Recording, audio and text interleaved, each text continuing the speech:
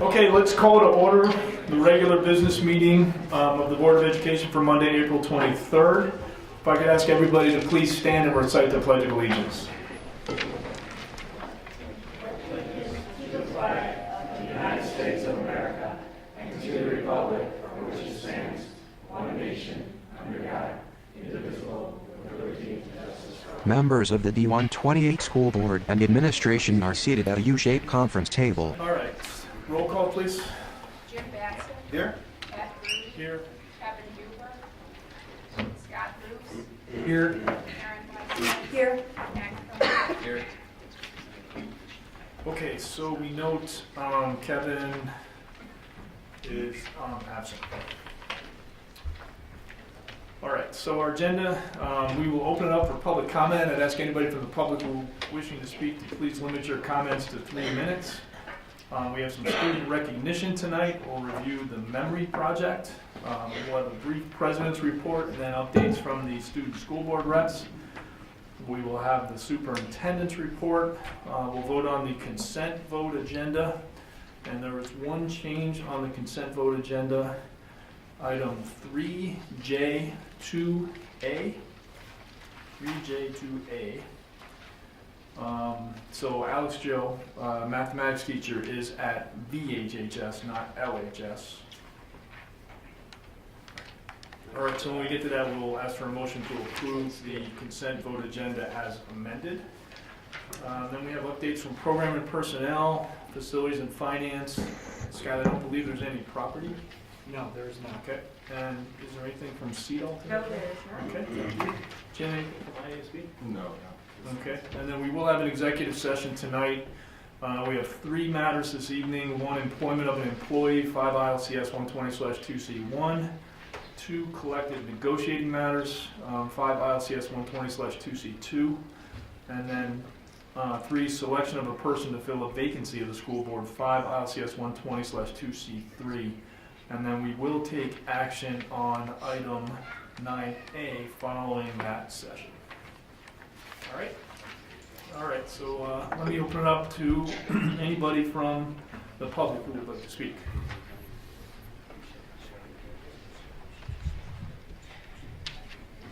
Anna Dre steps to the podium. Good afternoon, board. Is this on? Talk again, Anna. Can you hear me now? Yeah. Yes. All right, guys. So Anna Dre, 1020 Ashley Lane. I'm a Libertyville High School parent for 5 more weeks or so, but who's counting? So I'd like to talk to you guys about a proposed change at Libertyville High School in the PAWS program. That is an incredibly valuable program. You've got kids of all different abilities and every different, in many different places at the high school. You've got kids with special needs who have IEPs. They're very, very well covered. You've got your super high flyer kids. They're well covered. Then you've got these kids who kind of fall in between. They need extra help for a wide variety of reasons. They don't fit the cookie cutter mold for some reason. My son happens to be one of those kids, and he's in PAWS this year as a senior. I wish he'd been in all year because it's been very, very successful. He's doing AP level work, and he's doing well because of the assistance that he's receiving from a truly gifted teacher in there, Laura Akers. It's come to my attention that Ms. Akers is being reassigned in the building to another position, that she didn't ask for the change, but that a current LST lead, Sean Farrell, has apparently asked for the change. And I'm assuming, although Rita Fisher and I had a talk, but without divulging any personnel issues, the only thing I can assume is he's a more senior instructor, so he got to take that position. And I'd like y'all to really, really question that. You have on your agenda tonight personnel changes at both schools. I don't see this one on here. I don't know if it's already been voted on, but if it does come before you guys, Laura's doing a phenomenal job. She's got these kids. She's their advocate until they're ready to advocate for themselves sometimes with difficult teachers. My son's got an AP Calc teacher who has not had time to work with him this year. You guys, I talked to you about that. He's too busy with his extracurricular activities to be able to work with his AP Calc children. So she has in some ways filled that gap in many important ways. when you bring a new teacher in there, no matter how phenomenal they are, there's going to be a learning curve. You've got sophomores, freshmen, juniors who she's going to have to get up to speed. There's going to be a gap, she or he, in this case he. I wonder, is this decision in the best interest of those students? What will they benefit from this change happening? And will this put an already at-risk group of kids further at risk? And I feel like it will.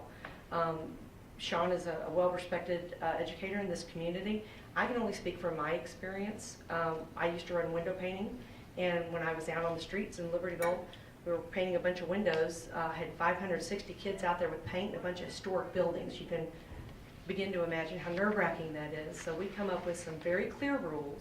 Do this, don't do that. We make sure every group has an adult with them. We give the kids the rules, and then we tell the adult, you're responsible for these rules. Well, ACE, the Athletes Committed to Excellence, were painting shaku, and they were splatter painting, which is against rule number 1, which is bold, and it's our biggest one you shouldn't break. Just dipping, slinging paint everywhere. It was like a gun show.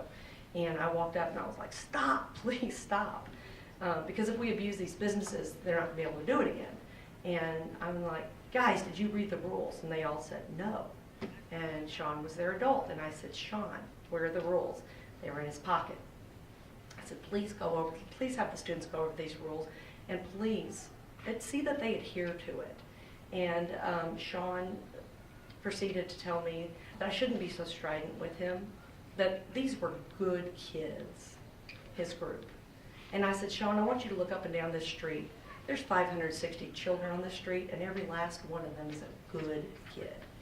Because, if you're going to say one group's good, what's the other group? That really hit me wrong. And it didn't show any sensitivity whatsoever. One, respect to the program, and didn't show any sensitivity to the other kids on the streets. My other concern as a taxpayer is the current teacher in that role makes $98,000. Mr. Farrell's current income is $139,000. I'm sure it will be adjusted somewhat when it goes into pause, but you have got an extremely successful teacher making under $100,000, and you're getting ready to pay them at least, I would assume, $30,000 more. Is that a good use of our tax dollars? I'm going to argue no. I would really like you guys to look into this, and I'd like y'all to do what's in the best interest of these children. Principal Calentis is already famous in our community for saying every child matters.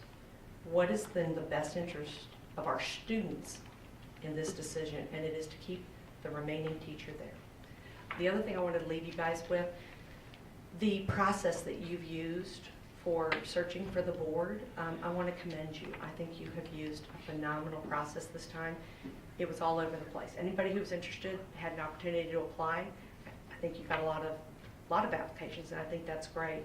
I think y'all have done a real good job on that. Thank you. Thank you. Anybody else? Big crowd on this one. Okay. Let's move on to our student recognition.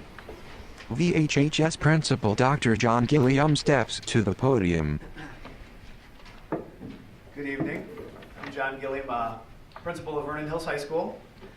Excited this evening to recognize a bunch of our kids. I'm not going to have the opportunity to introduce Allison Malloy and her artist, so I publicly just want to say thanks and congratulations to you guys before we see this memory project. But before we get there, I do want to bring up our FBLA, Future Business Leaders of America. I have said, I've been on record before, that there are a couple really healthy programs in our building. One of them we saw earlier this fall, that's our girls cross country team. Healthy in the sense of participation and success and just energy around the program. And the other one is this one here tonight. Our FBLA program continues to shine, continues to show just a tremendous amount of success, and much of it is due to its leadership. So tonight here is Tony Isabelli, Lynn Benson, and Diane Phillips. Diane Phillips, come on up. She is the sponsor of this activity, this competitive club. And before I turn the mic over to her, I do want to say that it's worth noting that in the last few weeks, she has been given an award of herself. And the IDSA group, which is the organization that our student activity directors are a part of, named her Club Advisor of the Year. So congratulations to Diane. John and Diane shake hands. Now I'm going to turn it over to her to introduce these great kids. Hey, John, since we're on that, that's part of recognition tonight, so if you don't mind, let me just read a little bit more about Diane. And since she's already up there and it's hard to get her up to the microphone because she's so humble, to start one, Director of 128, Director of Community Education and Grants, Diane Phillips, was honored by the Illinois Directors of Student Activities as a recipient of a Distinguished Service Recognition Award. The award recognizes individuals who have made lifetime contributions impacting student activity programs. Diane received the honor at the annual IDSA Awards Banquet and Convention held at the Donald E. Stevens Convention Center in Rosemont. She was nominated for this honor by VHHS Student Activities Director Deborah Beagle, LHS Student Activities Director Jennifer Ulix, and VHHS Principal John Gilliam. Again, Diane, congratulations on this well-deserved honor. So.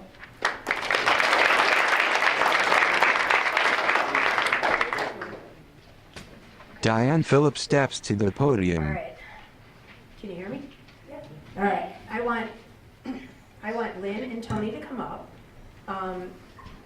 I appreciate the recognition for me, but we are all in this together for Future Business Leaders of America, for Vernon Hills. And we had 79 competitors at the Future Business Leaders of America's 69th state competition in Springfield, April 6th and 7th. And at the competition, there's about 1,400 competitors that are there. So Libertyville and Vernon Hills both shined there. There were over 66 Illinois chapters. There's 12 new chapters, so FBLA is growing in the state of Illinois, which is so cool because it's a great organization. The theme this year is called Elevate Your Future, and I know that all of our kids did that and continue to shine. And tonight we're recognizing those students that finished in the top 4 in their event at state. I said that we had 79 competitors. They competed in 46 different events, which is awesome. I think it's the most that we've competed in for variety. We had 31 national qualifiers, and Vernon Hills, as John said, continues to grow. We were recognized as the 5th largest chapter in the state of Illinois with 112 members. So we have continued to grow over the 5 years that we've been working together for this great club. Lynn was recognized for her first year as an advisor. Tony was recognized 2 years for that. And I was recognized for my 5th year as the advisor for Vernon Hills. And what I'm going to do is I'm going to ask the students to come up and to elevate their future. I'm going to have them say loudly what their name is and what event and how they finished. So FBLA, come on up. Come on.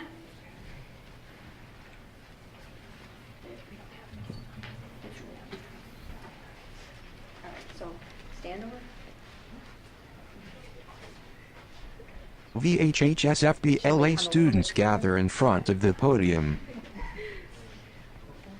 All right, so I want you to start and remember name, your event, and how you placed. Loud. Hi, I'm Vivian Chai, I'm Maria Subramanian. and we placed 3rd in digital broadcasting journalism.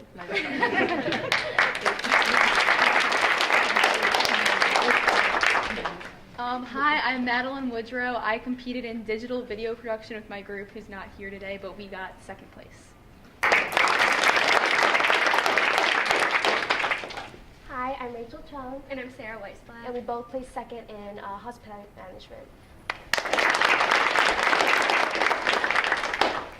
Hi, I'm Sebastian Dominich, and I placed 3rd in sales presentation. Hi, I'm Gina Liu, and my teammates and I placed 2nd in e-business. Hello, my name is Eric Song, and I placed 1st in Intro to Business Communications. Hello, my name is Daniel Zorm, and I placed 1st in cybersecurity. Hi, my name is Ben Goroshenko, and I competed in business plan with my partners Sujay and Rohan, who would who were not able to make it today, and we got third. Hi, my name's Sohan, and my group and I competed in parliamentary procedure, and we ended up placing third at state. Hi, I'm Neil Chaudhary, and I competed in mobile application development, and I got third place. Hi, I'm Thomas Florian, and I placed fourth in help desk. Diane Phillips returns to the podium. So as you can see, some of the topics aren't all business related, cybersecurity, but it's definitely a way that everyone can learn to be a business leader in their future. And we are so proud of these young people. And we look forward, we're going to nationals in Baltimore, June 27th through July 2nd. So wish us well, and you're gonna read about us in the paper.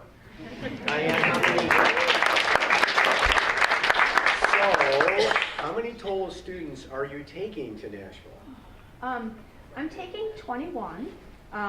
We had 31 placed, but due to some conflicts, we have 21 that will be competing at state. And we had some people I'm glad, they just finished a tennis match, so they're going to introduce themselves. So we're talking about your name and the event and where you placed, please. So I'm Sujay Valetti, and I participated in the business plan event, and we placed third. And I'm Rohan Sheikh. I also participated in business plan, and we also placed third.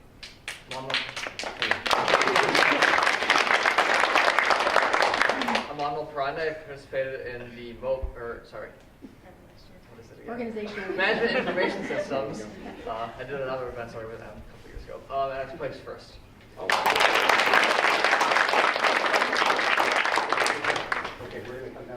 Superintendent Dr. Prentice Lee, Pat Grudy School Board President, and Principal John Gilliam shake hands with the FBLA students and their advisors, Diane Phillips, Tony Isabelli, and Glenn Benson. Congratulations and congratulations. Okay, so what we want to do now is kind of scoot together and the sponsors. Okay, so everybody kind of scoot together. So make sure we can see your face. So as always, short people to the front, taller people to the back. Parents, if you'd like to come around and take a picture of the group, you can certainly do that.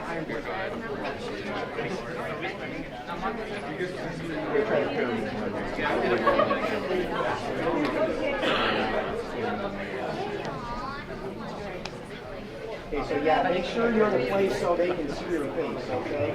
No. All right. Boy, I feel confident. Wow. FBLA students gather for a picture with Superintendent Lee, Board President Grudy, and Principal Gilliam. The students' parents gather to take pictures.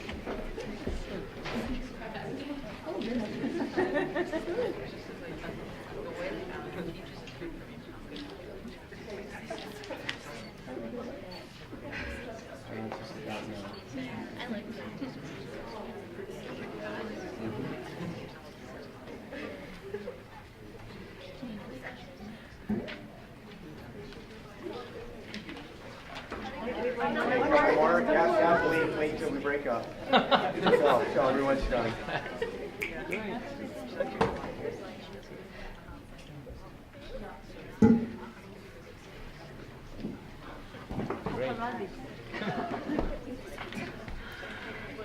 Okay, we kind of good?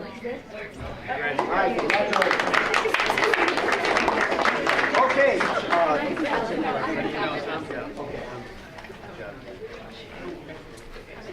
So if you guys will just hang around for a couple minutes, we got a little bit more student recognition to do, and then we'll bid you adieu. Okay.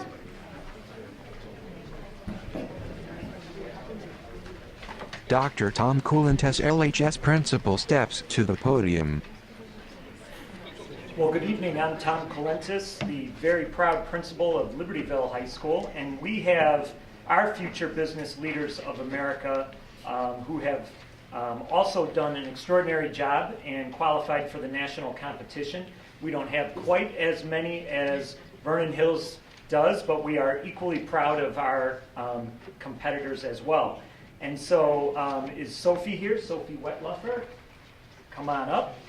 Sophie Wetluffer joins Dr. Coulentes at the podium. So Sophie and her partner Conrad placed third in the business financial plan competition. And Sophie, Mr. Stanley back there is our district financial manager, and he has to come up with a financial plan for our district, so maybe you should talk. So, yes, congratulations. And I'm going to give you comments as well. Congratulations. Okay, and if your mom would like to come up and take a picture. Oh, your dad. Okay. We'll jump. Small superintendent, Dr. Grudy, board president.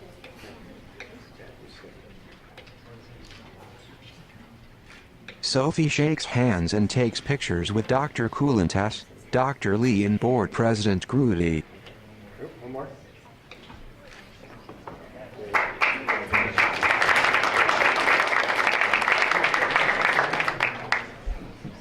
Now we have one more student from Libertyville High School that we are going to honor for a different award tonight. Are we ready to do that one with the setup with the video and everything, Ms. Todrick? Mr. Kelly? Checking. All right, well, I'll start talking because we are extraordinarily proud of this young man. Is Peter here? Peter Dankelson? Come on up, Peter.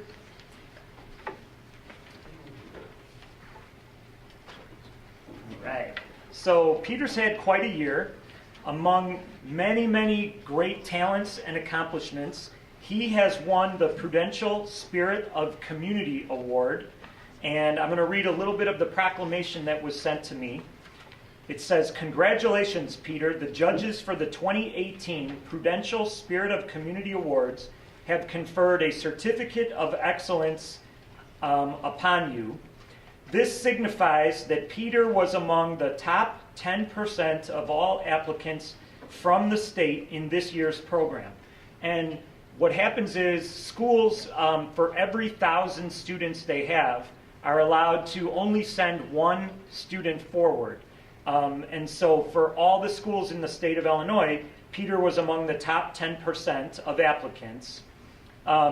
Based on the number of volunteer hours indicated in his application, Peter has also qualified for the President's Volunteer Service Award. This award recognizes Americans of all ages who have volunteered significant amounts of their time to serve their communities and their country. So Peter is receiving the Prudential Spirit of Community Award for all of his volunteer service work that he has done throughout not only the state, but actually the country. And I think we're actually, have you gone international yet? Maybe not yet. It's just a matter of time. It's just a matter of time. So I'm going to give Peter this award, and we have a very short 2-minute video that kind of shows what Peter has been doing and the work that he's done. And it's great because every month Peter and his mom send me his schedule, and he is like more booked than Brad Pitt and Johnny Depp. This guy's calendar, I don't know how you keep everything balanced, and you're a great student on top of it, so congratulations.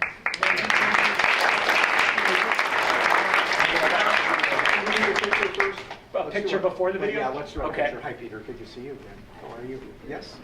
Okay. Peter shakes hands and takes pictures with Dr. Coulantes, Dr. Lee and Board President Grudy.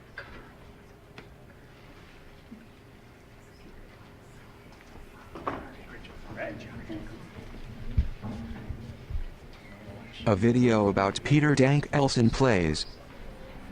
It's a fictional story, but you too much relate to it in some way. It is a good snapshot of how hard school can be, especially for kids who are different.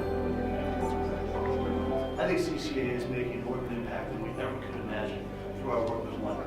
It's about people with any difference in this world, and it's about teaching a generation that it's time to make an impact. So I think it's really for the students that I talk to, that they read the book and that they're watching the movie, I can come in and then I bring the story to life. Students cheering. Students examine something. Really excited that such an awesome book and such an awesome film has made the big impact that it has. Poster. Be who you want to be, not what others want to see. they start out asking questions about how do you handle bullying, how do you handle staring, and then you see through the assemblies the questions of, what do you play on Xbox, what are your hobbies, what's your favorite sports team, and they've just learned to see past someone's differences without really even understanding what they did. They just want to be his friend. A video montage of Peter and his mom speaking at schools. We discuss the book, we read the book, and the kids are doing projects, but to hear it from Peter, somebody that lives through all the things that they read about, really brings it home for them and really makes them able to transfer that knowledge and information into real life.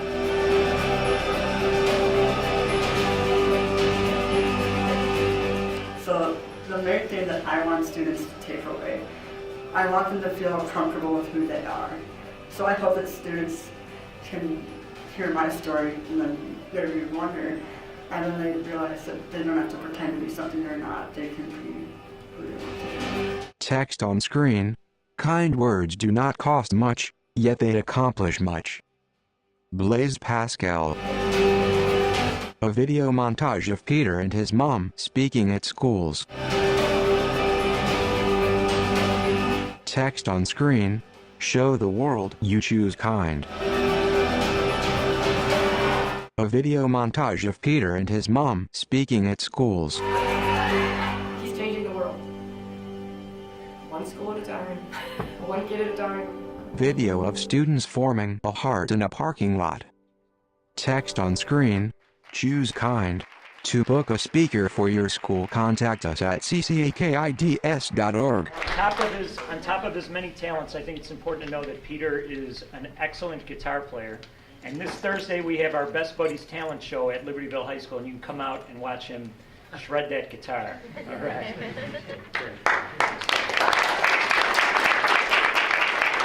Okay, so before we go this evening, my name is Prentice Lee, and I'm proud to be the superintendent at this wonderful district because we have these phenomenal students and a phenomenal staff to work with them.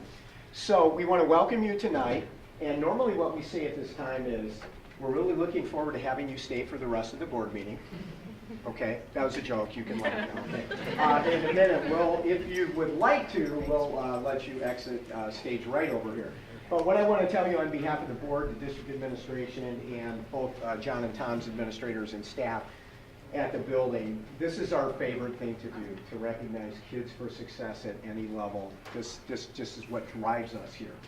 But we know, as wonderful as these students are, they have had wonderful support at home and with extended families and with neighborhoods. So what we want to do at this point is we want to ask all the parents and family members and maybe family friends that are here tonight to stand up and let us recognize you for everything that you've done with your neighborhood.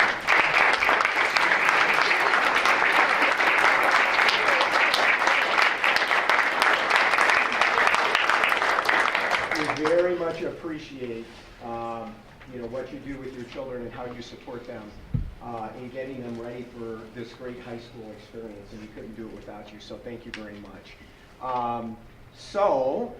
At this point, if you would like to leave and not stay for the rest of the board meeting, you can certainly do that without any judgment on our part, okay? Thank you again. Nice to see you.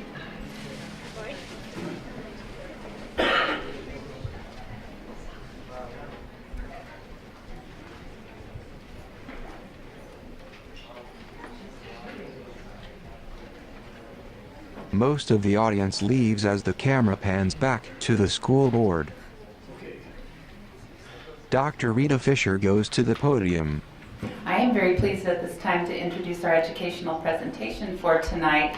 Allison Malloy, our teacher at Vernon Hills High School, is here with students who participated in the very unique memory project that they've been recognized for. Allison Malloy steps to the podium. Can I be heard? Okay, wonderful. Good evening, everyone, board, students, everyone who decided to stay.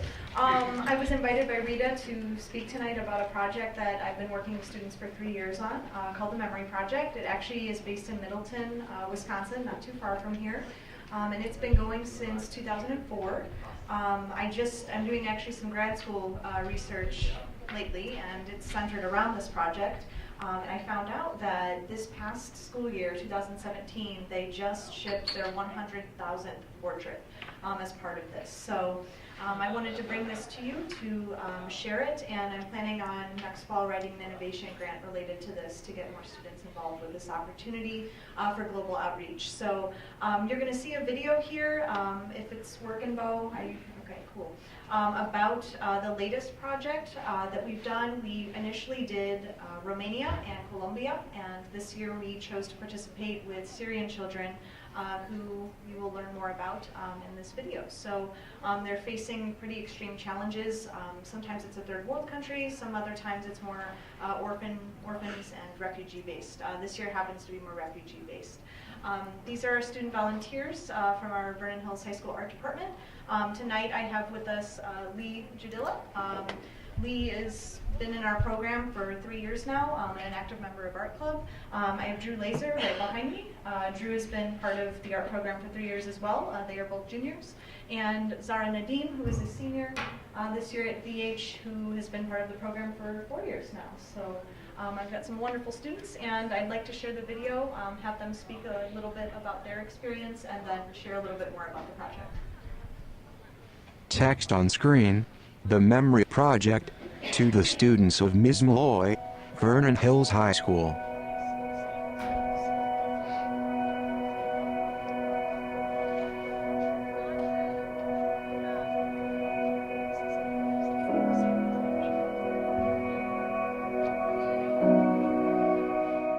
Text on screen, we sent you photos of Syrian children in refugee camps, kids who hope for a peaceful future. You wanted to show support and encouragement, so you made special portraits just for them.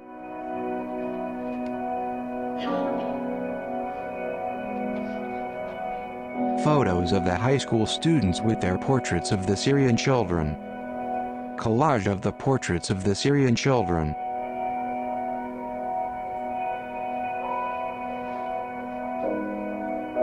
Text on screen, you hope your art would spread joy, and here is what happened. Scenes from a Syrian refugee camp. Text on screen, your portraits traveled to the Syrian border with those from thousands of young artists from around the world. They reached the refugee camps, and then the schools, and then finally the children. Images of the children in the camps.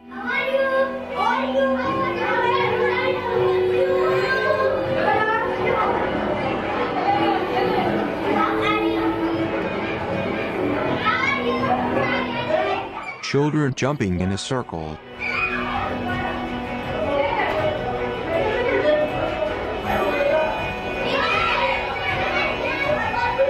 Happy children in a classroom receiving their portraits.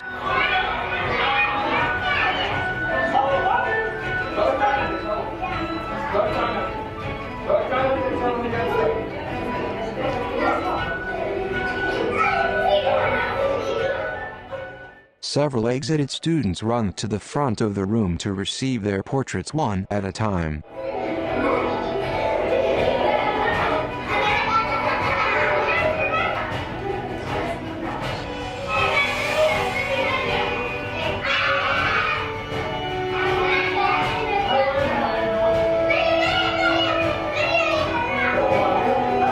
Children giving the thumbs up.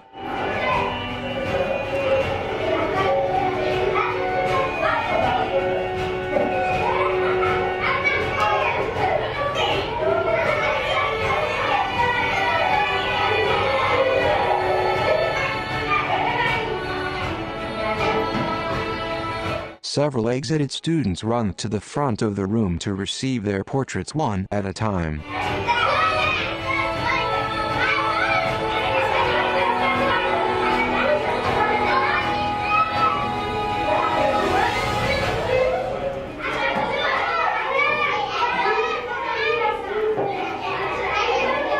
Text on screen, then they opened the portraits. In the background, more images of happy children.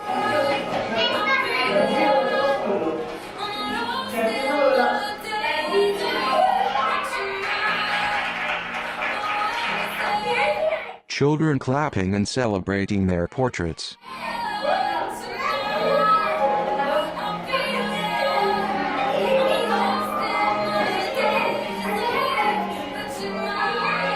the children showing off their portraits.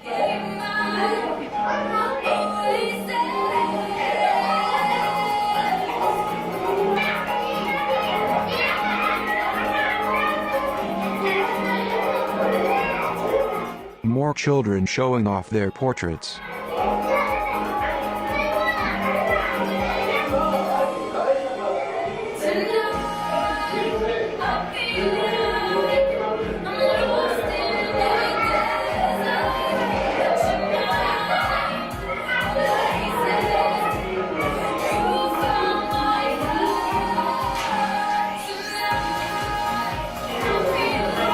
The children hold their portraits up high over their head.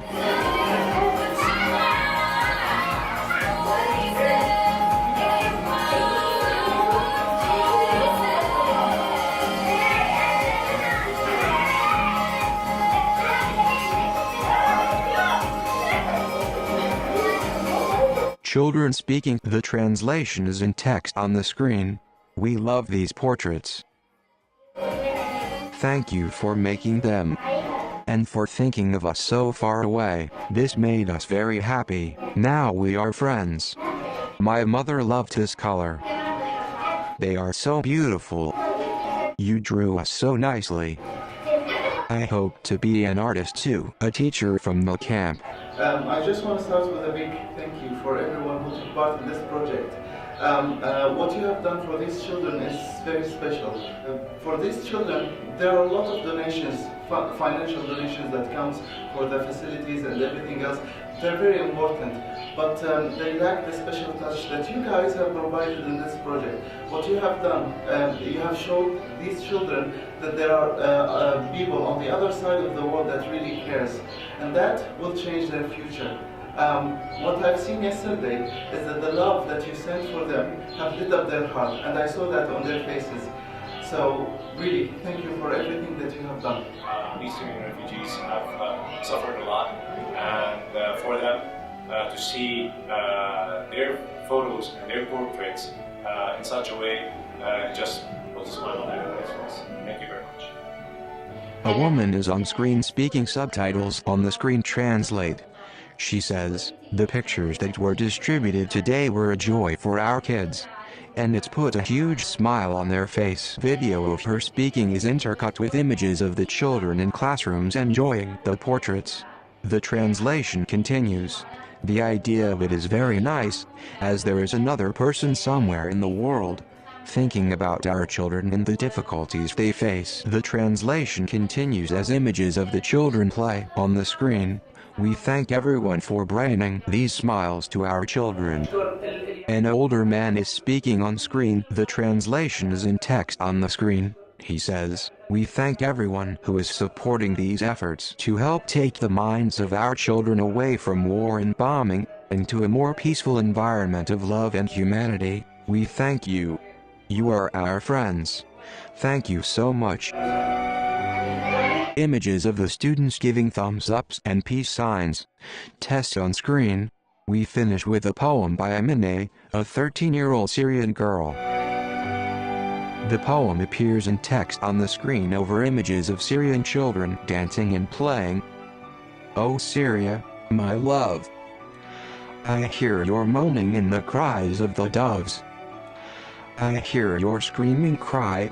I left your land in merciful soil and your fragrance of jasmine. My wing is broken like your wing.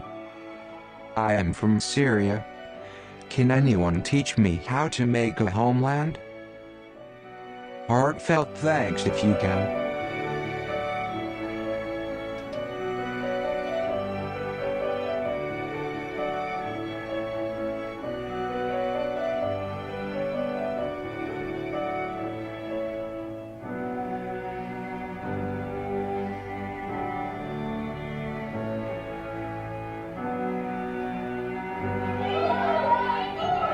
After the poem, more text appears on the screen over images of thankful children. Thank you for touching the lives of these children in their long wait for a land to call home.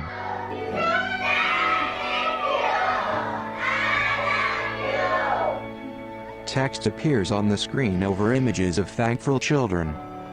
We're so grateful for everything you've done, and we hope you'll join us again. After applause, Allison Malloy returns to the podium. I think I'm going to have these students speak before I go into this a little bit, to share a little bit about why they chose to participate in this. A female student steps to the podium. So the reason why I chose to participate in this is because the year before, so last year, through our MSA, Muslim Student Association, our service project was to raise money for Aleppo, Syria. And then this year, Malloy posted in Google Classroom, oh, you have the opportunity to create a portrait for a child in Syria. And I was like, oh my God, like, are you serious? This is amazing. And it just really hits so close to home because you read about the things that these kids are going through and the suffering and the pain that's out in the world. And you have this chance to make an impact on such small kids too, so it makes me emotional. The student receives a hug from Allison Malloy. It's like, oh my God, I'm sorry, I didn't even expect this to happen. You're okay.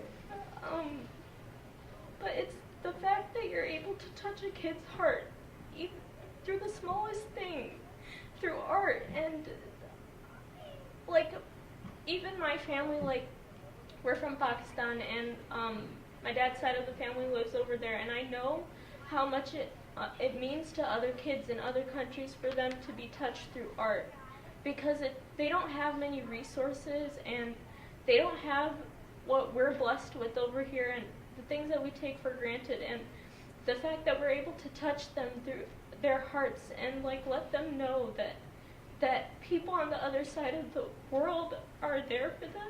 It's such a big thing to do, and it's like little moments and chances like these. I feel like we should always take opportunities, like, and make the most of them, even though it's like the smallest thing. It can mean so much to someone else, and it's a really humbling experience as well. That, you know, I'm sitting there, and it's so wonderful just sitting there and creating such a beautiful portrait for another kid, and it just really, the experience was just so wonderful for me to sit down and take time for someone else who's in the world and who's experiencing so much. So that's why it it hit really close to home for me. Another student steps to the podium. Okay, so Zara said that she's from Pakistan, and my family is from the Philippines. The Philippines at the moment has gone through so many typhoons in recent history, and then there's also the fact that they're facing a huge drug war on drugs that is threatening the lives of so many people, including children, and forcing them out of their homes. Just like in Syria, a lot of children there are facing so much struggle that they don't know how to cope with. And because of that, I feel like there's a need for us to go tell them that we know we can help you, and we're here for you, and we sympathize for you. So for me, being able to draw something for these children in Syria isn't just a moment for me to enrich my life, to like improve my art, but it's also to improve the life of a person that I don't even know, but I can feel like their struggle connect with me in some deep way. It's hard to describe it, but what's so important about art is that regardless of the language you speak, regardless of where you come from, art is a universal language that can be understood by anyone, in my opinion. And it doesn't matter like the life experiences that you have or like what you feel. I think art has that ability to communicate with you in no other way that like words can. You don't need grammar, you don't need syntax, you don't need to understand how this person's communicating, but as long as you can see the art, you feel it. And one of the most important things that these portraits that we made for these children, the most important thing that they're saying is that we love them. No one else is able to give them those words like their parents, who have been driven away from their homes. By being able to say that to those kids who were never offered that chance, I think it's incredibly special to be able to do something like that.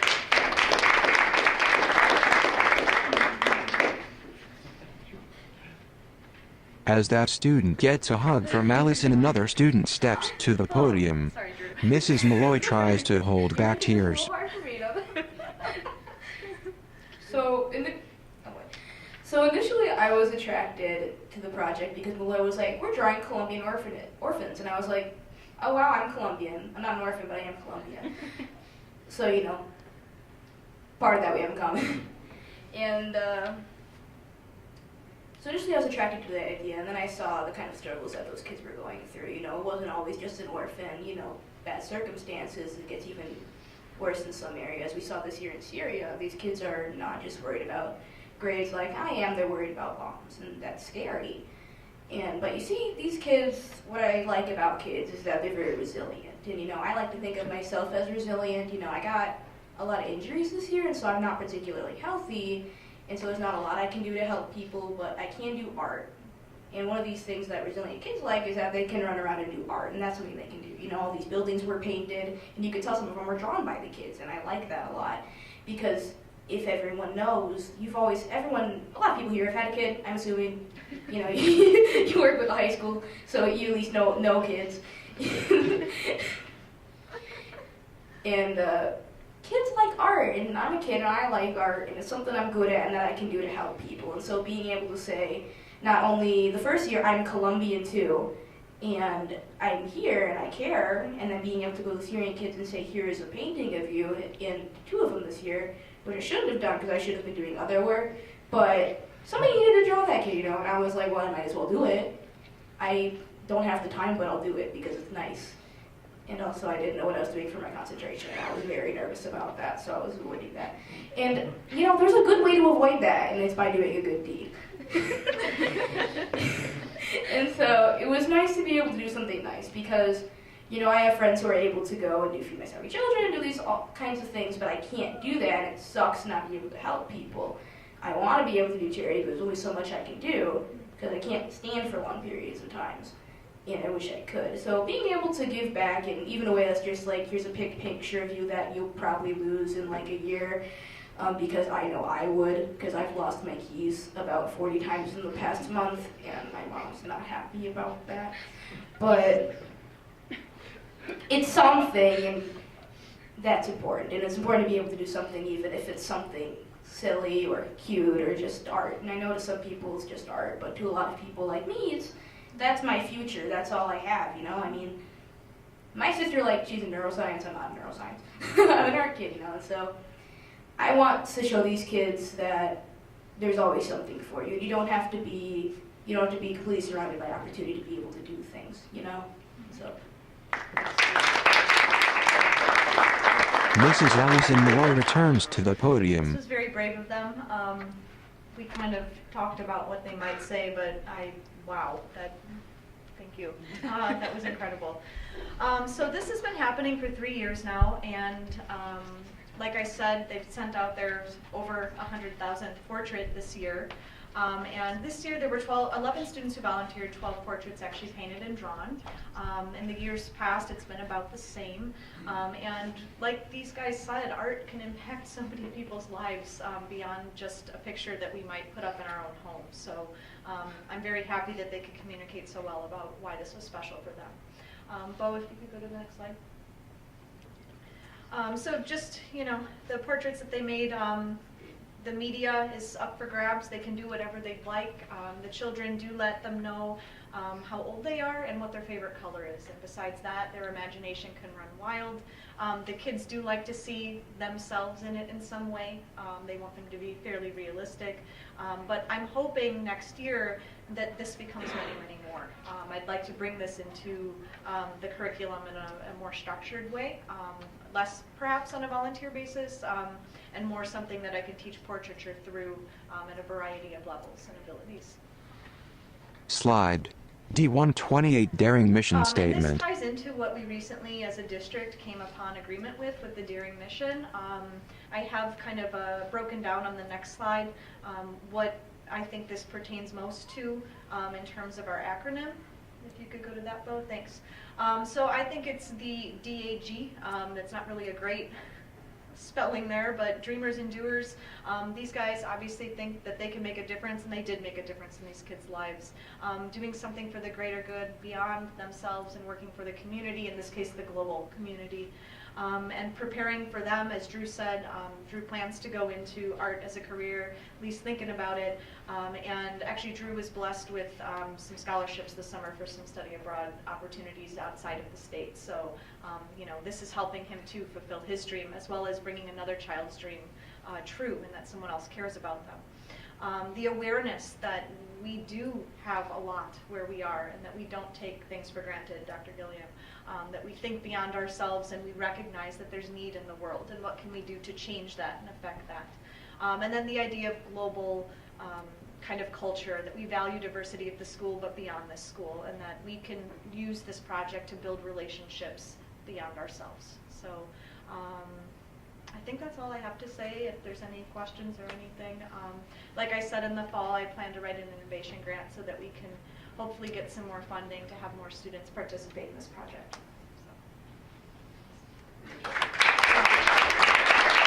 Superintendent Dr. Prentice Lee.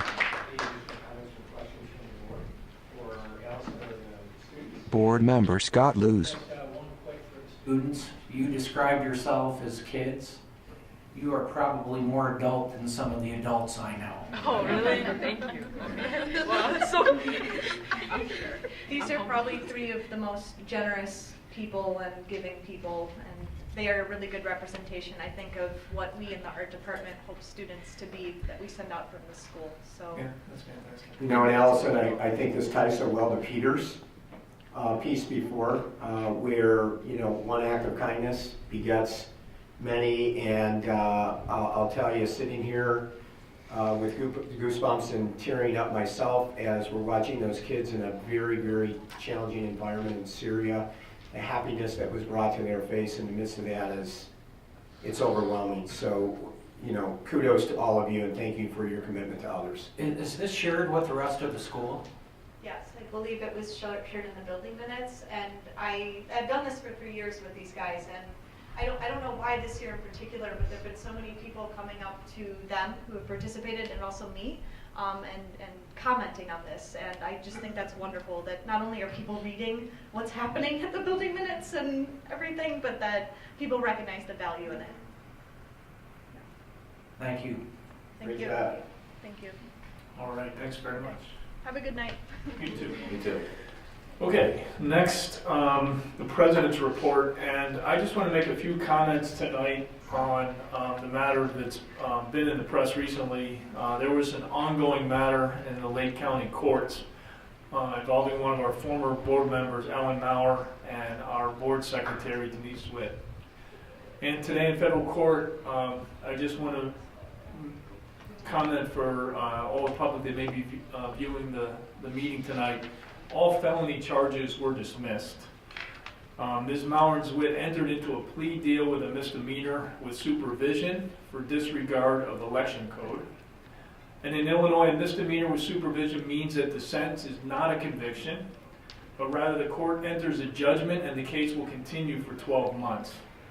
At the end of a court-designated period, if the defendant has performed all the court has asked and not violated the law, the court, upon petition, can dismiss and expunge all of the charges, essentially meaning that those will disappear from their records. And also, based on our understanding of the detailed investigation that was conducted over the last 2 years, all the signers of the petitions in question verified and identified the candidate for whom they were signing. Okay? In other words, they knew who they were signing the petition for, what office the candidate was running for, and they verified and identified their individual signatures on those petitions. In other words, all the signatures on all the petitions in question were valid signatures by District 128 residents. And as best we understand, those signatures were and are valid for election purposes. Furthermore, I really want to just make a few comments on both Dr. Ellen Maurer and Ms. Denise Witt. Ellen in particular was a tireless advocate for students and educators over her many years of board leadership and membership. She was an active member of the board for almost 12 years. She served as the board secretary and as chair of the Program and Personnel Committee throughout her long board tenure. And in those roles, she had tremendous influence and impact on the unprecedented academic growth of our students, innovative teaching and learning, and teacher and administrator professional development. As a former teacher and working school administrator, Ellen brought an important educator perspective to the many iterations of the board that she served on. And she was consistently recognized for her outstanding board work by many District 128 constituents as they voted for and returned her to the board in 4 election cycles over a number of years. And Denise Witt served 3 different superintendents and many different variations of school boards with distinction over her 33-year career, including the past 22 years as executive assistant to the superintendent and school board recording secretary. She's been an exemplary public servant, and I know in my entire time on this board, she's been absolutely critical to almost everything that we've been involved in. Her professionalism, her vast knowledge, her ability to maintain confidentiality as often required in her duties, her incredible organization skills, and her assistance to and support for the board and the superintendents she serves continues to be instrumental in the work that we've collectively done and continue to do to ensure that our students grow and succeed at higher levels. She's worked tirelessly to ensure that the board administration have what they need when they need it to conduct their business efficiently and effectively to benefit students and constituents. And she's led and organized numerous annual district efforts to assist and support others, such as the annual district office Adopt a Family program during the holiday season, in which money is raised and everyday family needs are provided to families in need during the holiday season. And also she's instrumental in the planning and support of our 2 senior citizen holiday dinners in which senior citizens are invited to our campuses for dinner and performances by our students. So I'd like to just express my heartfelt support for Dr. Maurer and Ms. Witt, who've both been through a difficult and emotional period, a period that was much more difficult than it ever should have been given the facts surrounding this case. Next, actually, I want to go back. Karen, I just want to make sure we officially nominate you as Secretary Pro Tem tonight. I neglected to do that in the beginning. Okay? Any other comment? Otherwise, all right, Student School Board reps.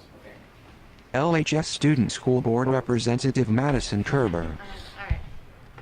So last Friday, LHS celebrated their Senior Decision Day, so all the seniors got to take pictures in the foyer and pin their little flags on the college map and celebrate all the years of work they've been putting in. So it's really exciting for everyone to be together and celebrate our accomplishments. And then also, earlier the week prior, athletes got to do their college signings who will continue to play their sport in college. So again, just more accomplishments that are really exciting for everyone. On April 15th, LHS had their prom at the Crystal Gardens at Navy Pier.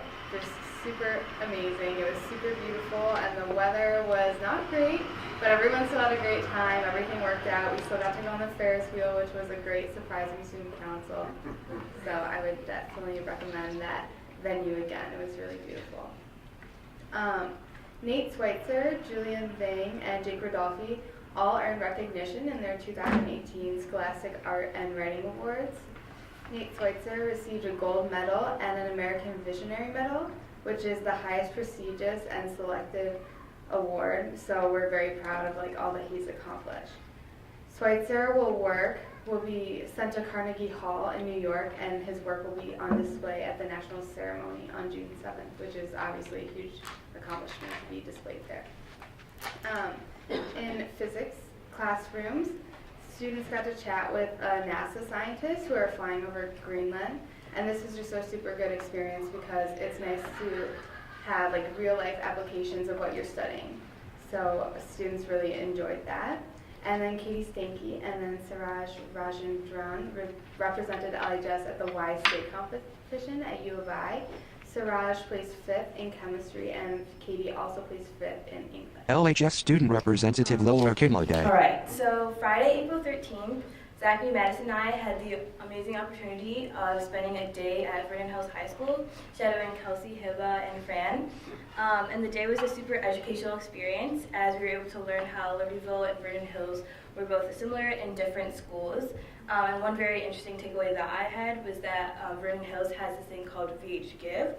And so it's like a day of, and we also learned about like the day of service that Vernon Hills High School participated in earlier in the week when they all had the day of the SAT. And so at our principal advisory board meeting last Friday, all 6 of the board reps were able to discuss our experiences at one another's school. And we also started talking about what it looked like for LHS to host their own service day. Next, the Laramie Project. So this past weekend, LHS stage players put on a production of the Laramie Project. And the production had a strong emphasis on hate crimes because it's about Matthew Shepard, who was a gay student and he was brutally murdered. So I actually watched it, and it was like amazing. And members of the theater department united around the idea that LHS has no, hate has no home at LHS. And a number of clubs, including Advocates, Best Buddies, they all had booths outside the auditorium after each production, again just reinforcing the idea that hate has no home at LHS. And they gave information on the positive messages of their clubs at LHS. And this coming Friday, the conversation of hate has no home here will continue as club representatives and faculty members promote a hate-free environment. So the name of this program is called Erase the Hate. And so the theater department, in collaboration with other clubs at LHS, is hosting an Erase the Hate night at LHS this Friday from 3 o'clock to 4:30. So the purpose of this is again to reinforce the idea that hate has no home at LHS, and so each club will share their own unique message of how they erase hate in their community and around the world, as well as elaborate on how others can also get involved in erasing the hate in Libertyville. So yeah, it was organized by the theater director, Mr. Thomas, and inspired by the Laramie Project. VHHS Student School Board Representative Kelsey Carrito. All right, so at Vernon Hills High School this past weekend we had our performance of Radium Girls. So the high schoolers used their talents to tell the story of the Radium Girls, who were female factory workers that contracted radiation poisoning from painting watch dials, and how they were able to overcome their difficulties and have their voices heard. They had 3 performances and they went extremely well. On to athletics. Our sports teams are in full swing and are getting ready for playoffs in the upcoming weeks. We are really looking forward to see how much and how far our teams will achieve and accomplish this season. Like Lola touched on earlier, we had a service day, and it was the day that the juniors were taking the SAT, and we had 12 different service opportunities, and we had 400 students participate. We kind of told you guys last month how quickly we got people to sign up, which was amazing. It started off with a send-off in our auditorium, and Dr. G kind of talked about the importance of service and giving back to our community, kind of just to bring everyone together before we all departed from the school, and some of the different opportunities that students were able to participate in were singing at the Springs of Vernon Hills, which was where I went, which was really fun. Some cleaned up the highway, and a lot of students went to feed my starving children. We asked a senior what they thought about the service day and kind of why she wanted to, come give up her time instead of sleeping in. And she said she likes spending her time to make others happy, and she was more than willing to sacrifice a couple of hours of sleep to give back. So it just goes to show how much students at our school want to give back to our community and have that and build that connection.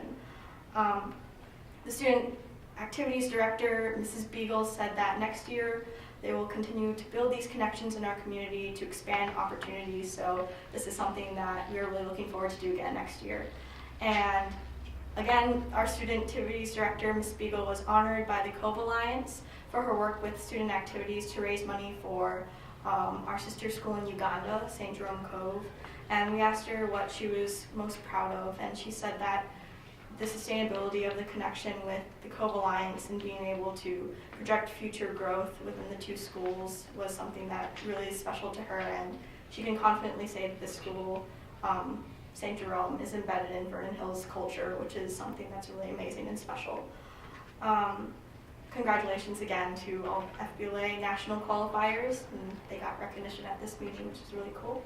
the International Thespian Society. So participants in the all-state production of Big Fish, which happened back in January, were selected to actually go to Nebraska this summer to perform for the all-national not a competition, but presentation. And so Donnelly Black, Mackenzie Follett, Skylar Torrey, Sophie Schmelzer, Valerie Smith, and Samantha Cooper are all Vernon Hills High School students who will be heading to Omaha this summer. Jordan Bunning was presented with All-State Academic Award alongside 2 other Libertyville athletes, which we recognized at the past meeting. And then students were recognized for the April Cougar Class Act Award winners. They were Ruslyn Chamdulov, Jasmine Santiago, Daria Emily Nova, Zara Nadim, Stara Lawrence, Faith O'Neill, Jack Acosta, Hannah Ray, Aria Panda, Philip Glenn, Allison Landis, Fernando Bravo Garcia, Joey Leviton, and Jocelyn Aguirre. Student Representative Francis Ferrolo. Okay, so then this weekend, Saturday, April 28th, is Vernon Hills Prom. So that will take place at the Renaissance Hotel in Schaumburg, and this year our theme is Gatsby. And then what's fun this week is we have like a senior week going into prom, so then seniors can sign a pledge today and tomorrow, and then they'll get a free lunch from the food trucks on Thursday. And like the presentation said, we just want to recognize the amazing work of the Syrian Refugee Memory Project. In a few words, the students that were a part of this thought it was a really valuable experience to give back using their talents in art on an issue that to us would seem like a world away. And then the history fair, we had 11 students advance to Illinois History Day, which is the state level of competition for the history fair, in all 3 categories, which are exhibits, research paper, and websites. Congratulations to Kelsey Carrito and Jonathan Wallach for receiving the Illinois Principal Association Award at the principal breakfast last week. And then this past Friday, we went to Libertyville High School and shadowed our 3 LHS board reps to identify, like they said, the differences and similarities between a regular school day at Vernon Hills versus Libertyville. And as Vernon Hills students, we thought it was really interesting to be among their student body and see how their school culture differs from ours. And we were lucky to go on their decision day, so I was super excited to see where everyone is going. And for me, I even met people that are going to the prospective college where I'm going next year. Yeah, and to add a little bit more, it was really cool to see how we had very similar strengths and also strengths in different areas for both of the schools. And we just want to say thanks to our pals at Libertyville for showing us around and giving us a taste of what it's like to be a Wildcat. Board President Pat Grudy. I only have one question. Will the spring sports people ever get a warm day? I sure hope so. Yeah, today was nice. Today was probably the best. Today was the first time we were outside. Yeah. Weekend wasn't that bad. No. No, Weekend was Saturday all right, pretty wasn't it? nice. Yeah, it was. And can you guys believe almost this time next month, you're going to be all done. All right, let's move on to superintendent's report. Okay, thank you, Pat. Some more good news regarding our students and staff. The following students were named March LHS Students of the Month: Katie Waldvogel, Cassandra Palomo, Hank Kulterman, Sadie Iyer, Rachel Benner, Ryan Berger, Trinity Hudson, Cardell Dawson, Alexander Herring, and Lena L. Kuhn. Following VHHS students were named April Cougar Class Act Award recipients: Russian Kandalov, Yasmin Santiago, Dara M. Zelanova, Zara Needham, Starla Lawrence, Faith O'Neill, Jack Acosta, Hannah Ray, Arav Panda, Philip Glenn, Allison Landis, Fernando Bravo Garcia, Joey Leviton, and Jocelyn Aguirre. The following D128 students submitted images that were chosen to be exhibited in the 7th Annual Juried Exhibition, held May 3rd through 27th at Perspective Gallery in Evanston. Anna Bilo Moina, Sarah Bogan, Rachel Bond, Emmett Burke, Megan Carney, Zachary Furman, Anna Giardina, Grant Herbeck, Hannah Miller, Kate Miller, Jake Rudolphi, Caitlin Spear, Emma Ward, Nikita Code, Nellie Konstantinova, and Cami Lieberman. Over 220 students submitted work totaling 700 images. The LHS robotics teams of George Legan, Daniel Caputa, Max Chan, and Katie Olson took first place in the autonomous robotics competition and third place in the interview design journal component at a competition held Sunday, April 8th at the Museum of Science and Industry. The team is coached by Sherry Roots. The 2018 North Suburban Conference Art Show was held at Waukegan High School on April 9th. LHS students received the following honors. Best of Show, Emma Gleason in pastel, Jake Rodolfi in photography, Grace Harold in computer graphics, Suzette Garcia Stam in ceramics, Mary Wetterling in watercolor, Nate Schweitzer in computer design, Clarissa Austin in oil, Jack Nicholson in printmaking, Anna Lee in mixed media drawing, Alyssa Leroy in jewelry, and Sophia Lafredo in 3D. Bridget Wilson received an Artist's Choice Award for her etching with aquatint. Her metal plate etching, which is rare in high school art classrooms, was chosen as an outstanding and unique piece from all the works, 450 plus works in the show. The LHS Model UN students recently participated in the Northwestern University Model UN Conference in Evanston. Sophomore Izzy Greenberg received an honorable mention for her role as the Minister of Finance in the Somali cabinet. Sophomores Kat Corliss and Jessica Lee received the award for Best Position Paper as Canada in the United States Human Rights Council. The team's advisors are Lauren Potast and Matt Wall. LHS students Suraj Rajendran and Katie Stanky earned medals at the state finals of the Illinois Academic Challenge held at the University of Illinois on April 17th. In a field of hundreds of state finalists, Suraj earned a 5th place medal in chemistry and Katie earned a 5th place medal in English.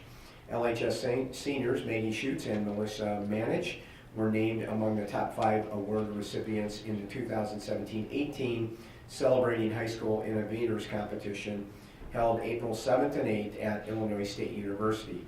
The two were honored for their entry in the STEM, Science, Technology, Engineering, and Math, innovation category, which was a portable, user-friendly handheld product that detects and analyzes lactose in food for those with lactose intolerance. VHHS junior Alice Zhang earned a perfect score on the February ACT. Let me say that again. Earned a perfect 36 score on the February ACT. An article by VHHS art teacher Allison Malloy, who you met earlier this evening, was published in the Illinois Art Education Association publication, Mosaic. Her article is titled, Think Like an Artist, Preparing 21st Century Students for Post-Secondary Success. So once again, lots of good things going on in the district among our students and staff, and we're very proud of all of you. Next on the superintendent's report, the board will note that they have in their packets tonight the 2018 committee and board meeting schedule, and our recommendation is that you approve that tonight, so we would be looking for a motion. Board Member Scott Lewis. I move to approve the schedule as proposed. Second. Vice President Batson seconds. Roll call, please. Batson. Aye. Rudy. Aye. Luce. Aye. Lundstedt. Aye. Herman. Aye. Wow. Motion carries. What's that? Not on any given motion, no. Yeah. Okay. All right, next on the superintendent's report tonight is District 128 school start time for next year. As we've been reporting for the last several months, and we want to continue to update the community on where we're at in that conversation, as I did in EPAW Prince in the last EPAW Prince 2 weeks ago and at the last board meeting. We'll just repeat again that we had an integrated group of stakeholders, which included students and staff and parents and administrators in the district who met, did research on school start times and student sleep patterns and a number of things. Coming out of that work, the group made 2 recommendations for time schedules to consider to administration. We considered those recommendations. We made a recommendation to the board. The board approved that recommendation. So there are several components of that recommendation that are subject to collective bargaining. And as the public may be aware, we are in the process of collectively bargaining the contract for next year and beyond at this time. So we have nothing new to report except the overall bargaining is continuing at this point, and that is a piece of the overall contract. So Rita, anything to add to that? Okay. All right. Well, good. Summary of the work of the task force. Okay, so that's where it stands right now, and if there's any change to that, of course, we will report that to our stakeholders post haste. LHS pool project update. Mark, you just want to give us a quick update now that the weather is turning and things should start to get even more exciting here in the next couple months. So, yes, thankfully we've seen some good weather. A little bit of snow here and there, but not a lot to impact moving along with the project. The bottom of the pool is fully poured. The deep end walls are poured. They're presently forming the shallow end walls and working along with that. They are installing the underground ventilation system that is going both on the north and south side of the pools. We're still working on foundation work. We have a few more piers to put in between the school and the pool vessel itself. The vessel had to go in before these piers could be dug and then poured. So we're moving along, and this week we plan to take down the old administration building. okay, and what day are you going to do that in case anybody wants to go over and watch? Or retrieve some bricks. Scotty wants some bricks on that. So. I think even made of bricks. As of Yes. this afternoon, they will start the process to set up and get the site ready, and then demolition will start on Wednesday morning. And Mark, once they do, just a follow-up, I know you and I have talked about this again, but just for members of the community. So once the building is taken down, it has a basement. So what happens? Because people always ask, are you going to use that as the warm-up pool for the big pool, the basement, fill it with water? So can you just talk about what that looks like? Yes, the basement foundation, the floor slab and the wall slabs will all be removed. Because this area will be where the new road is going in for the school, so it will be filled with stone and compacted in lifts, so there'll be no settling in the future after the main road is put in over this area. Great. Dan, you want to add something? And just on the financial side, so far through March we spent $3.5 million of the $21.5 million, and we're on budget and on schedule for spring of 2019. Great, thank you.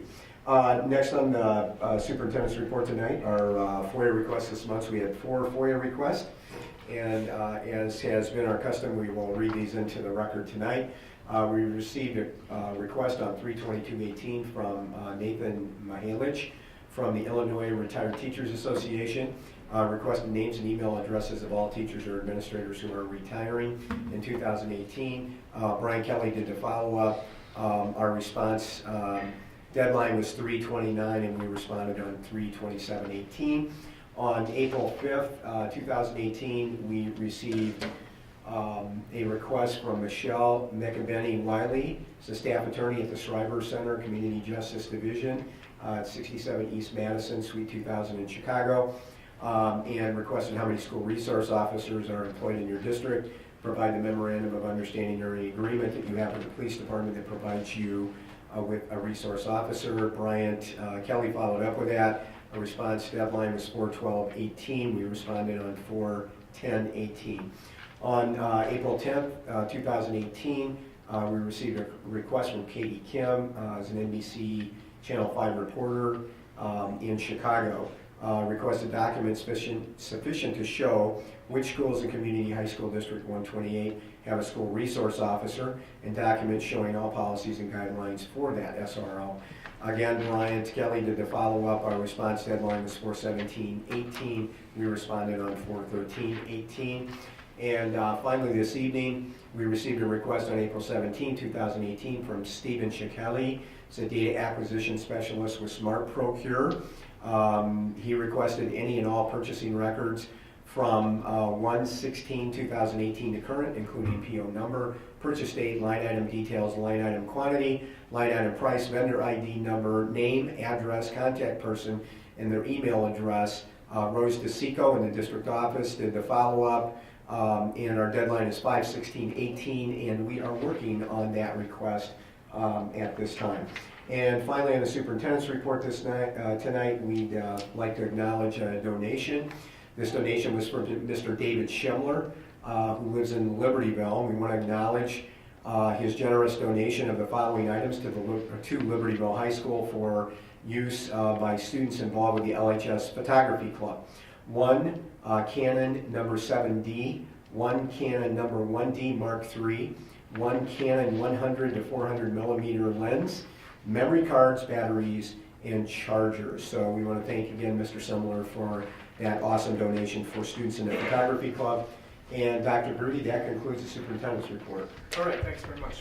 Next, the consent vote agenda. Again, I just want to highlight, Kevin, thanks for joining us, but consent vote agenda item 3J2A, modified for Alex Joe, mathematics full-time. It says LHS, that should be BHHS.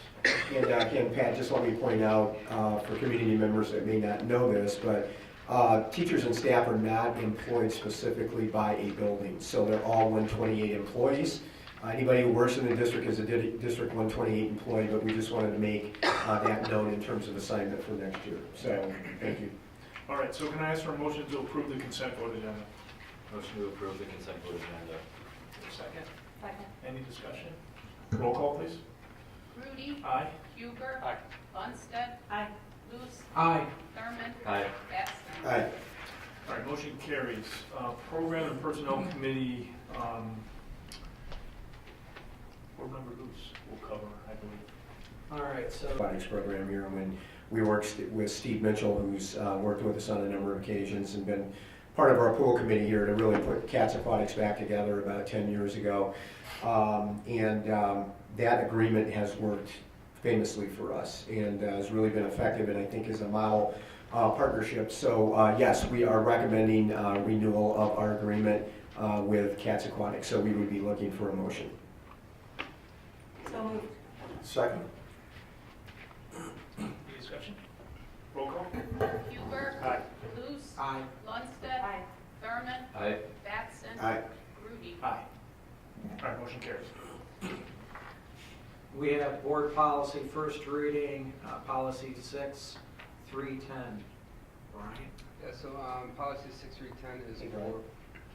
Oh, sorry. Associate Superintendent Brian Kelly. Policy 6310 is high school credit for non-district experiences course substitution for re-entering students.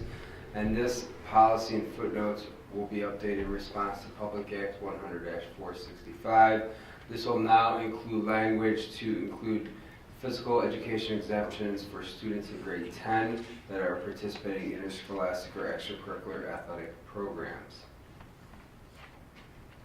Okay. Now we have second reading and adoption that we will take action on these. Should I go through and read each one of them? Or policy 260, uniform grievance procedure. Policy 440, incurring debt, operational services. Policy 520, workplace harassment prohibited. Policy 520-E, resolution of prohibited sexual harassment. And policy 5170, copyright. Right. Anything else? Nothing to add on those? Any questions? No changes since the last time. No changes since we read them during our committee meetings. Correct. Right. So we need a motion to adopt those policies as they are listed. I move to adopt the 5 policies as listed. Second. Any discussion? Roll call, please. Luce. Aye. Lundstedt. Aye. Thurman. Aye. Batson. Aye. Rudy. Aye. Huber. Aye. Motion carries. All right. The next is employment of employees. And do we go through each of these, or? No. We can do those as a group since we reviewed Since we reviewed those in committee. So we're taking action on the employment of these employees.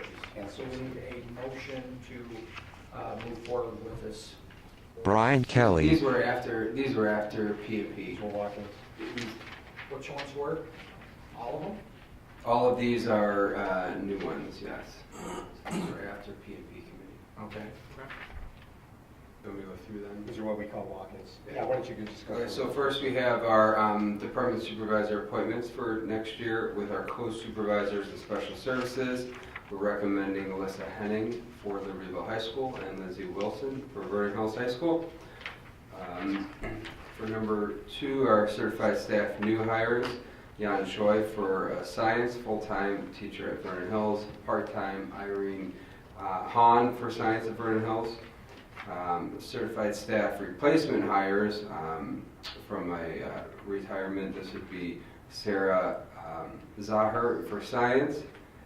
Certified staff transfer, Melissa Gorski is currently an English teacher, and with Jody McFallis retiring from school librarian, they're recommending that Melissa Gorski become the next school librarian.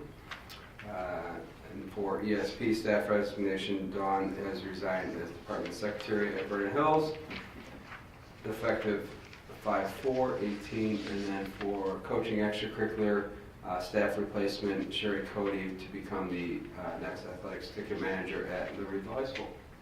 So, Scott, before we vote on this, just again for the community, on both the P&P and F&F, the board does all of the detailed work at committee meetings, and we make recommendations at the board meeting when necessary, highlight pros and cons on policies or anything else that we're discussing. But in the personnel area, that's always fluid throughout the school year. And in order to get employees hired in a timely manner after the committee meeting, interviews continue, and we make recommendations so we can sign people and not lose good people to other districts. So this is very common in particularly high school districts throughout the year, and this is something that we do virtually every month. If employees have interviewed, we finish that process and we've made recommendations to them so we can move forward with employment. So that's just, again, some additional information that the board knows, but just to share with the community. So yes, we would be. The other ones, we didn't do it now because we went through it, and that's why it was in the consent. Correct, agenda. again. Scott, why don't you repeat that again? That's important. So again, the other names that were on the prior in the consent agenda were names and positions that we discussed during our committee meeting, hence they were voted as part of the consent agenda. Correct, thank you. So we would be looking for a motion. Board Member Kevin Huber. Yes, Karen. Just and to help refresh my memory, number 2, certified staff new hires. So these are new, completely new positions. So like it's one full-time, one part-time. The way I would read that. What's our expected new hires for the next? New potential teachers for D128 next year? Overall, we were looking at 6.6. 6.6. So about 6. Okay, great. So about 3.9 in special education to meet those identified needs coming through IDEA.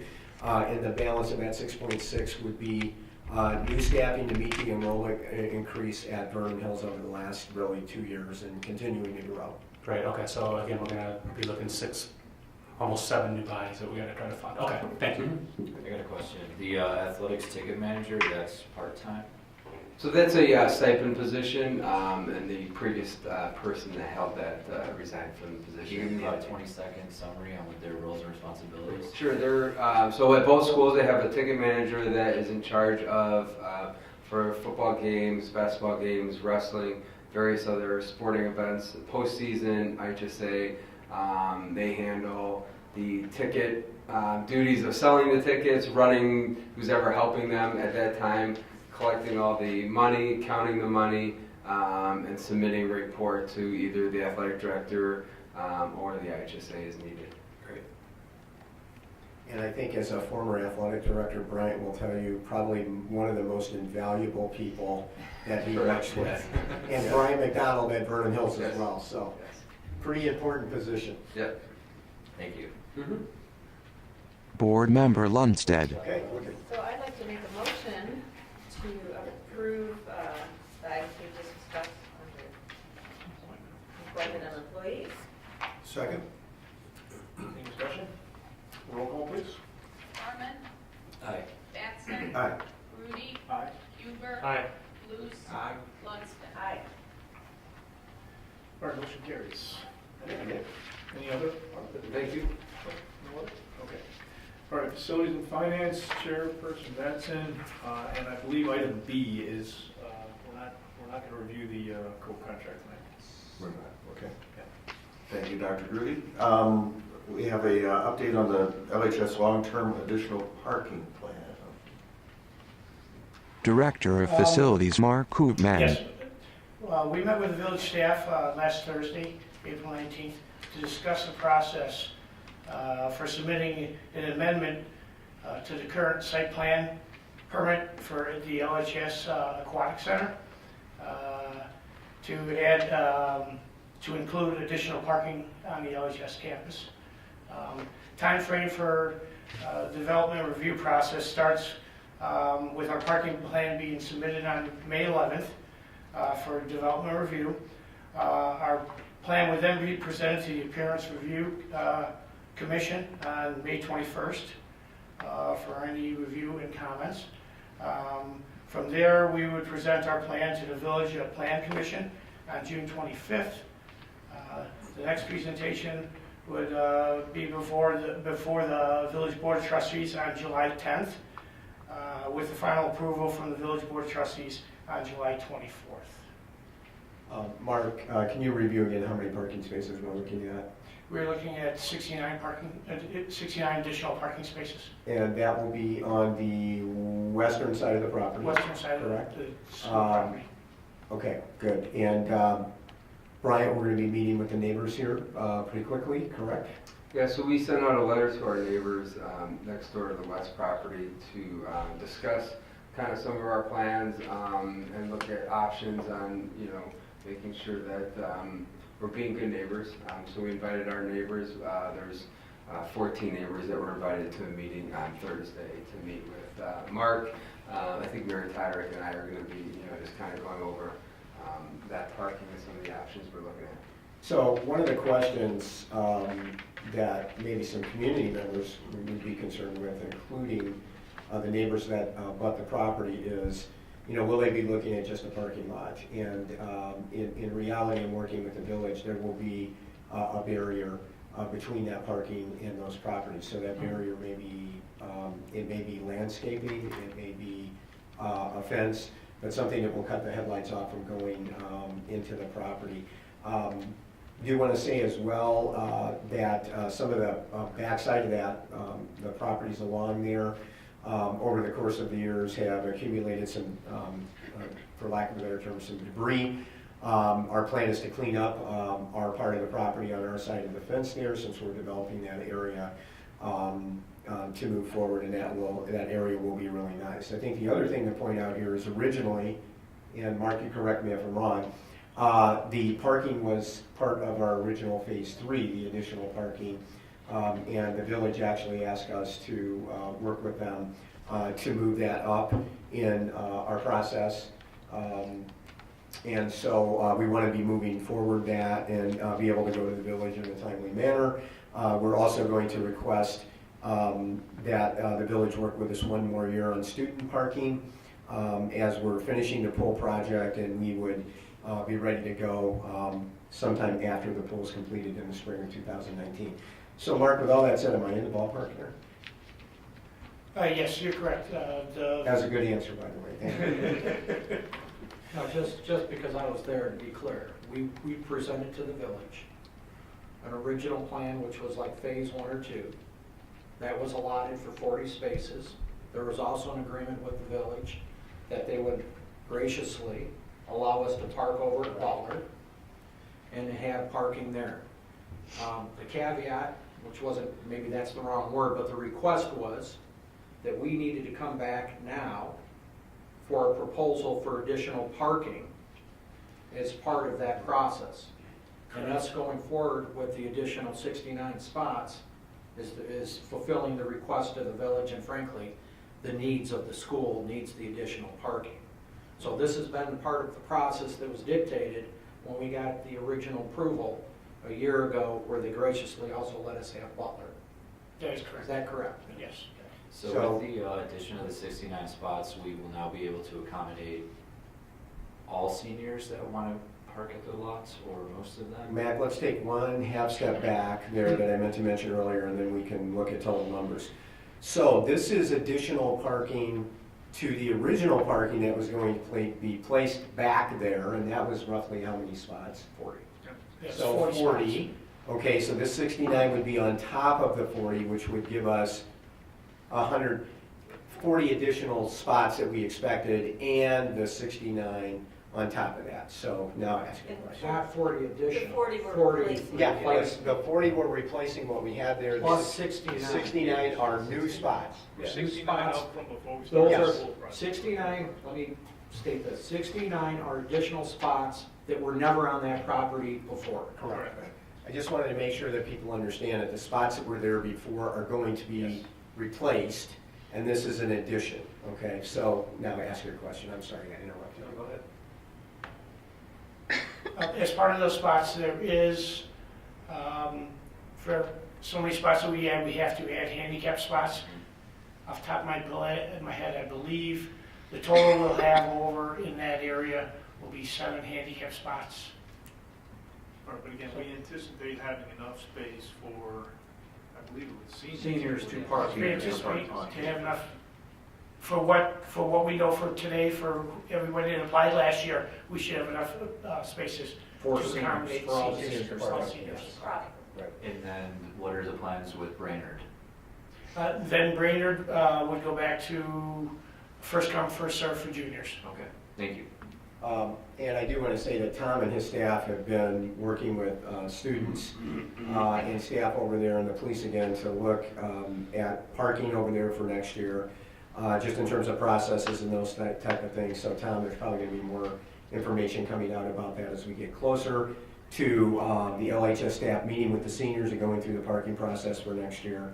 They'll take some of that feedback and what they've learned, and they'll add that to the mix for next year. So we'll be getting more information on that. Fair? Okay. Okay, thank you. The second item, we're going to table? Yeah, our attorney just needs a little bit more time to just review that contract. So Motion to convene an executive session. Again, 3 topics tonight: employment of an employee, 5 ILCS 120/2C1. 2, collective negotiating matters, 5 ILCS 120/2C2. And 3, selection of a person to fill a vacancy on the school board, 5 ILCS 120/2C3.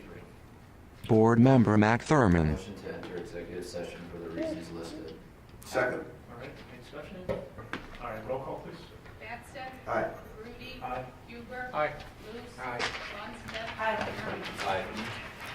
Okay, motion carries, and again, we will be taking a vote on teacher's dismissal when we reconvene open session. Okay. Who's got the motion? Mr. Mack. Good to go?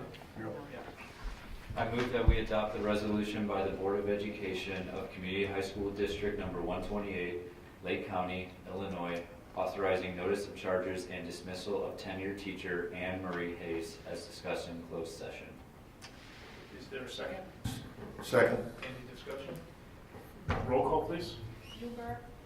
Aye. Luce. Aye. Lundstedt. Aye. Thurman. Aye. Batson. Aye. Grudy. Aye, okay. Thank you. Is there a motion to adjourn?